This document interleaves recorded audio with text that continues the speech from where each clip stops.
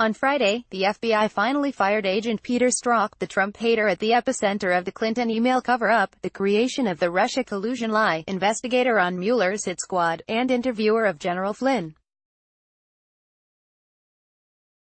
The swamp has protected him for over a year, and even through the weekend of his firing as not a word of it leaked out until he had time to set up OPDS and an online funding account. What a guy. From his frequently pronounced demonical appearance to his hate-filled messages expressing his rage, contempt and disdain for Mr.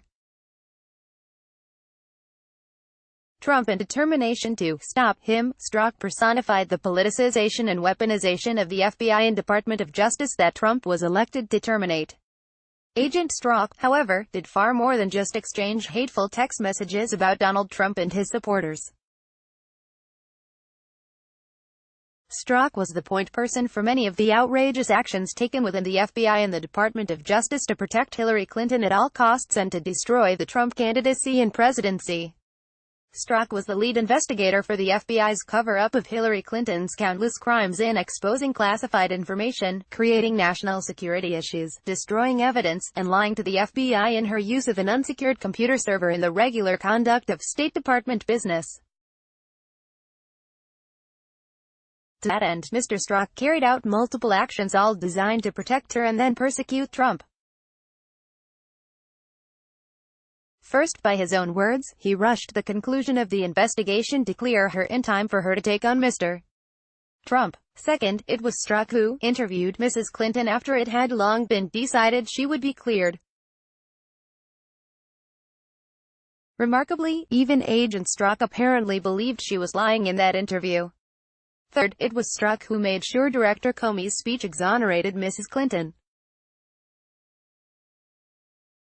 Strzok changed the language describing her conduct from gross negligence, the precise language in the Espionage Act, to extremely careless, which did not trigger the statute. Fourth, and most damning, it was Strzok who buried the news and evidence of 675,000 Clinton emails, 10 times the amount Clinton claimed to have. The New York agents found this entire file of Clinton emails on the laptop of infamous sexual predator Anthony Weiner in late September 2016, about 6 weeks before the election. Aside from the obvious immediate danger of having so much government and secret correspondence in the hands of a now convicted sex offender, Weiner is the husband of Hillary's consigliere Huma Abedin. Obviously, these 675,000 emails were the real thing.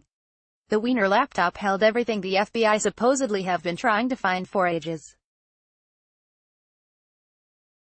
It even held the BlackBerry backups that Comey himself called the golden emails that he anticipated might evidence Clinton's intent. Fifth, Strzok knew this treasure trove of evidence could implicate Clinton and countless other Obama administration officials who emailed either her or Huma, her known proxy, about classified and other information on what they knew was her unsecured server. They already knew that President Obama himself was using an alias to email her on that server while she was in Russia or in China, where it could easily have been hacked. It would have been logical to think Robert Mueller, then head of the FBI, then Attorney General Eric Holder, then White House counsel Catherine Ruemmler, then NSA Lisa Monaco, and countless other high Obama administration officials were also emailing Mrs. Clinton on her secret unsecured server. Remember, the entire Uranium One deal happened while she was Secretary of State. This computer file went back to 2006.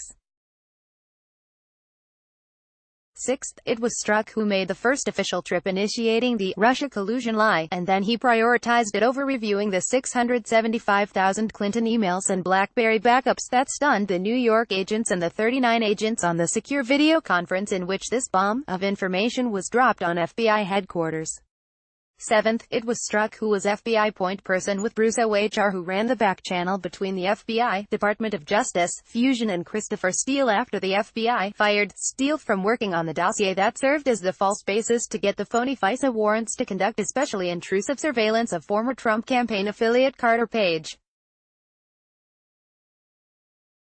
It may have been Strzok who signed those applications for the FBI, but the name of the agents who did that have been redacted. 8th, it was struck and an unnamed DOJ attorney who shut down FBI General Counsel Jim Baker's efforts to search the Wiener laptop for Huma's emails and Clinton's BlackBerry emails, which were absolutely crucial to any real investigation. The FBI knew many government officials emailed Huma to give emails to Mrs. Clinton. 9th, it was struck who was one of only 3 people who claimed to have reviewed all of the non-duplicative Clinton emails over the weekend before Comey declared for the second time, and just days before the election. There was nothing new there. Of course, there wasn't. Mr. Strzok and co. had made sure of it. 10th, Strzok with his lies, cover-ups and concoctions personified everything wrong with the FBI and Department of Justice's conduct of the Clinton email cover-up, abuses of surveillance powers and data, creation of the Russia-Collusion lie, and the Robert Mueller investigation. What is truly astounding is this list is not exhaustive, and we still await the report of the Inspector General on the FBI's abuses of the Foreign Intelligence Surveillance Act. The super-secret FISA court has already found the FBI committed serious Fourth Amendment violations. Expect Agent Strzok, Fusion, Russo HR, former Director Comey, and former Deputy Director McCabe to have a larger role in all the illegal and nefarious conduct. Sidney Powell, former federal prosecutor and veteran of 500 federal appeals, is the author of License to Lie, Exposing Corruption in the Department of Justice. She is a senior fellow of the London Centre for Policy Research and senior policy advisor for America First. The views and opinions expressed in this commentary are those of the author and do not reflect the official position of the Daily Caller.